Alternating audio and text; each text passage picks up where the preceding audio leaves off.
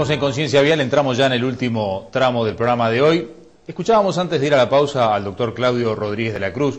Creo que fue bastante claro con respecto a esa responsabilidad que aún como padre podemos tener o como padre debemos tener a la hora de definir qué hacemos y cometemos el error, indudablemente, legalmente inviable, de prestarle el auto a alguien que no tiene la libreta. Lo escuchábamos, fue muy claro, pero con nuestro invitado que es el doctor Pablo Piacenti de Negri vamos a seguir avanzando en este tema, pero antes la bienvenida. Un gusto tenerte aquí con nosotros. Gracias por la invitación. Voy a presentarte, sos egresado de la Universidad de la República ya desde 1991, especializado en Derecho Penal y en lo que hace la responsabilidad extracontractual derivada de los accidentes de tránsito.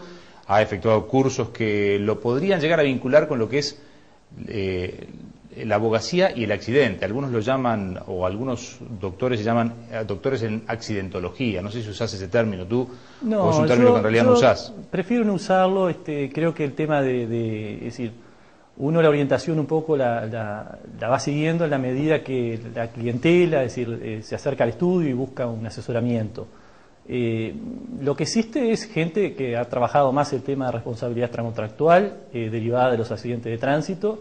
Y el término accidentología, últimamente se ha minimizado un poco por la propaganda televisiva de algunos colegas que tratan de un poco de incidir con un efecto publicitario para obtener clientes de esa manera. Sí, allí se puede caer en lo que es el otro término, el carancho, como le llaman también. Claro, es decir, no es general, pero hay mucha gente que, va a visitar los hospitales, es decir, y ahí se les plantea de repente compartir honorarios en un futuro juicio, decir, 50% para mí, 50% para vos, temas que no hacen a la cosa, en definitiva, y creo que la persona que tiene un accidente está en un momento desvalido, desprotegido y necesita un asesoramiento integral, pero no una propuesta económica, hacia el futuro. Siguiendo con el tema que nos planteaba y que veíamos en la nota con Rodríguez de la Cruz,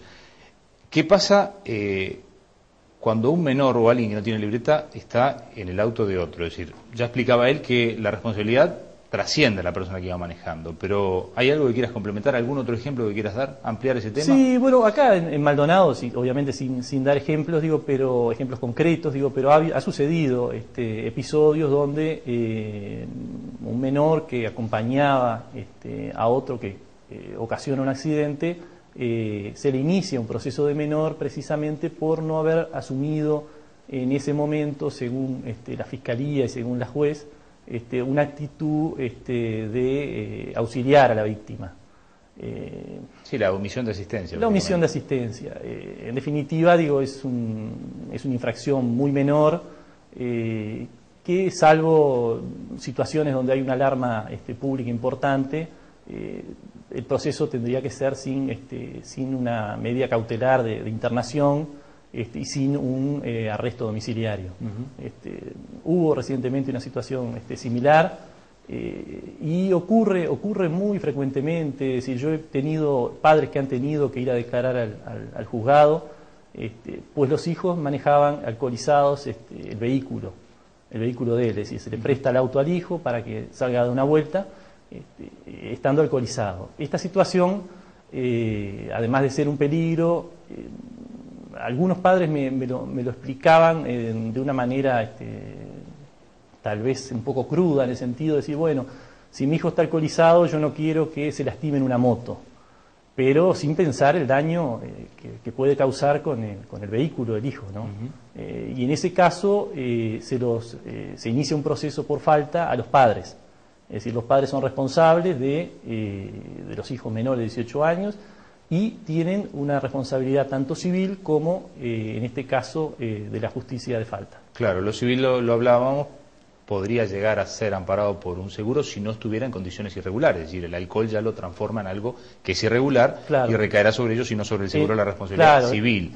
La penal, por más que esté en regla y el seguro esté todo en orden, no lo va a cubrir. Exacto. Vayamos al siniestro mismo. Ocurre un siniestro, dentro de lo que significa lo posterior a un siniestro, es decir, el siniestro ya ocurrió. ¿Qué es lo mejor que puede hacer la persona que tiene un siniestro desde el punto de vista legal?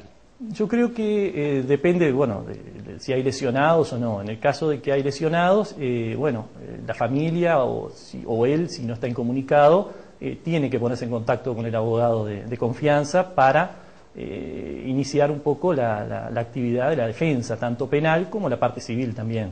Obviamente, ocurrido el siniestro, jamás abandonar el lugar, es decir, si no uno claro, cae no mover el vehículo, es decir, hay determinadas cosas que son claves, porque siempre hay testigos en el lugar, generalmente hay testigos, salvo en accidentes en rutas nacionales, a veces de noche que no hay, pero en general hay testigos, entonces digo, hay que mantener el vehículo en su lugar.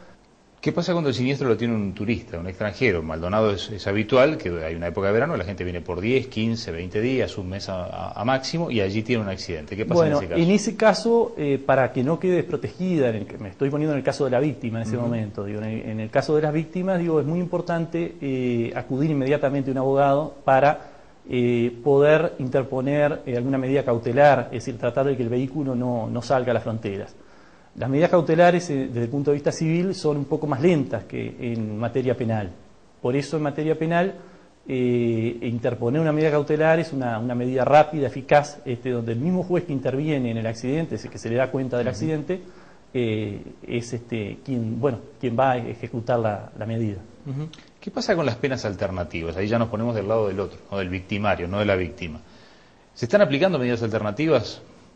En el tema de, en accidentes graves me refiero, porque una vez se escucha, un accidente grave terminó procesado con prisión. Ahí sí se inicia el proceso, no es que haya sentencia, es un proceso, y a veces con prisión uno se pregunta, ¿no hay otras penas, no hay otra posibilidad? ¿Procesar a alguien con prisión por un accidente de tránsito está bien, está mal? Te lo pregunto como abogado. Sí, yo creo que hay que ver cada situación. Digo, en el tema de la culpa, y el artículo 18 es bastante claro, en el sentido de ver qué infracción, es decir, si podía ser previsible, no cometer el accidente, y ver hasta qué punto se infringió el decreto, ley o reglamento. Digo, en este caso estamos hablando ahora de una ley nacional que unificó todo el tema de los accidentes de tránsito, la 18.191. Pero digo, yo creo que en cada caso digo hay que ver. En general digo, los jueces acá en Maldonado están optando, siempre que hay una muerte, están optando por el procesamiento con prisión. Y siempre que haya obviamente un hecho responsable por parte del conductor del vehículo que causa el siniestro. Digo, es difícil, creo que cada caso hay que analizarlo, y bueno, y ahí digo, son los jueces los que deciden. No se puede al barrer pensar en que la prisión es la solución, porque además el accidente de tránsito lo puede tener cualquiera, y uno se imagina en la cárcel de Las Rosas, acá en Maldonado, a raíz de un descuido en el tránsito.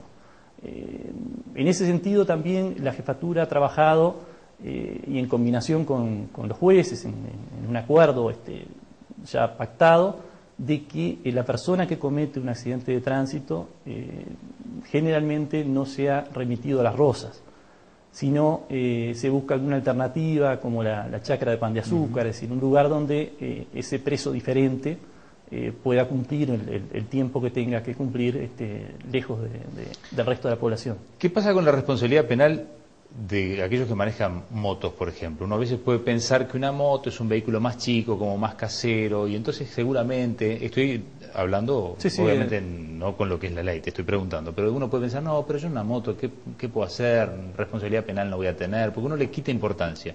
¿Para la justicia es menos importante hacer un daño con una moto o con un auto, o es lo mismo? No, en este año, a principios de año, hubo dos o tres procesamientos por accidentes con moto, es decir, chiquilines alcoholizados ocasionaron, incluso no en uno de los casos que recuerdo, ni siquiera hubo una muerte, sí hubo lesiones graves a una chica, arriba de la vereda fue el incidente, y la persona fue procesada con prisión. ¿Cuánto puede demorar un proceso por accidente de tránsito, por un siniestro? ¿Hay una media, hay 1 año, 2 años, 3 años? ¿Cuánto se demora? Generalmente, digo, todos los casos que he visto, salvo el famoso caso de Gaby Álvarez, que estuvo un periodo de tiempo superior a los 2 años, por ahí, generalmente el delito es excarcelable, es decir, dentro de los 3, 4, 5, 6 meses, el abogado pide la libertad y la consigue. Cuando hay un proceso penal y civil al mismo tiempo, es decir, por el reclamo de lo económico, por el reclamo de lo que significa la sanción penal de la persona, ¿eso transcurre al mismo tiempo? ¿Tienen plazos diferentes? Transcurre al mismo tiempo, son acciones independientes totalmente, es decir, lo que el juez penal decide no obliga al juez civil, y muchas veces sí la prueba es decir, la prueba en el proceso penal es una prueba más rápida, mucho más, más fácil de conseguir, se traslada al proceso civil como prueba trasladada y bueno, y tiene su utilidad en el proceso civil a largo plazo. Ocurre un siniestro, evidentemente allí están los elementos o las pruebas hasta que alguien viene y mueve todo, ¿no? Digo, no sé si respetan la escena del siniestro, si se trabaja bien en lo técnico. Te quiero preguntar, ¿qué recibís vos como abogado? Yo lo que he visto, y no he visto tampoco que se denunciara acá en el departamento situaciones donde se movieran. Generalmente, digo, la policía técnica trabaja bien, trabaja rápido y bueno, se preserva en su totalidad la escena del accidente.